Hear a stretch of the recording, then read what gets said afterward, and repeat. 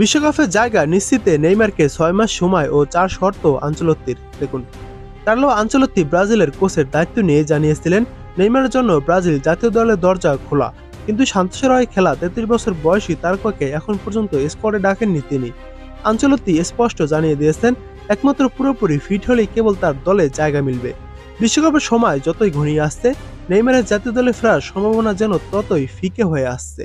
Neymar কি আবার Brazil জাতীয় দলে ফিরবেন? কার্লো আনচেলত্তি স্পষ্ট করে দিয়েছেন পথ খোলা আছে, কিন্তু ব্রাজিলিয়ান তারকার হাতে মাত্র 6 মাস সময় আছে প্রমাণ করার জন্য যে তিনি 2026 বিশ্বকাপে দলে থাকার যোগ্য।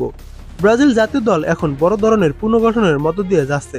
আনচেলত্তি পুরোপুরি পরিষ্কার ধারণা পেতে চান যে কোন 26 জনকে যুক্তরাষ্ট্র, মেক্সিকো ও কানাডায় অনুষ্ঠিত বিশ্বকাপে নিয়ে যাবেন, আর সেই আলোচনায় সবচেয়ে আলোচিত নাম নেইমার জুনিয়র।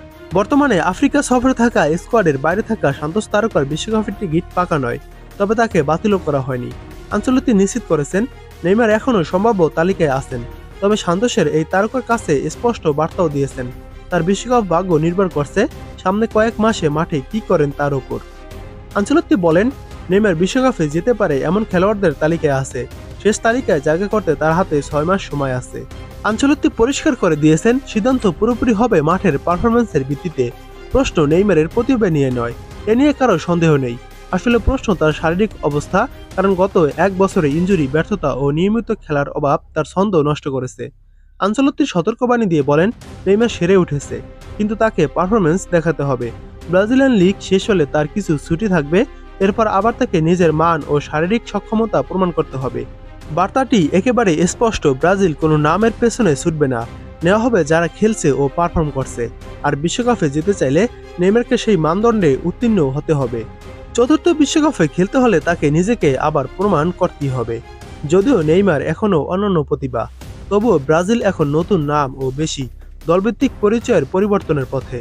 আনচেলত্তি লুকাননি তার পরিকল্পনা, তার লক্ষ্য সবচেয়ে শক্তিশালী দল গড়ে তোলা, অর্থাৎ প্রত্যেক খেলোয়াড়কে মূল্যায়ন করা, এমনকি যারা এখনও সেরা ফর্মে নেই তাদেরও।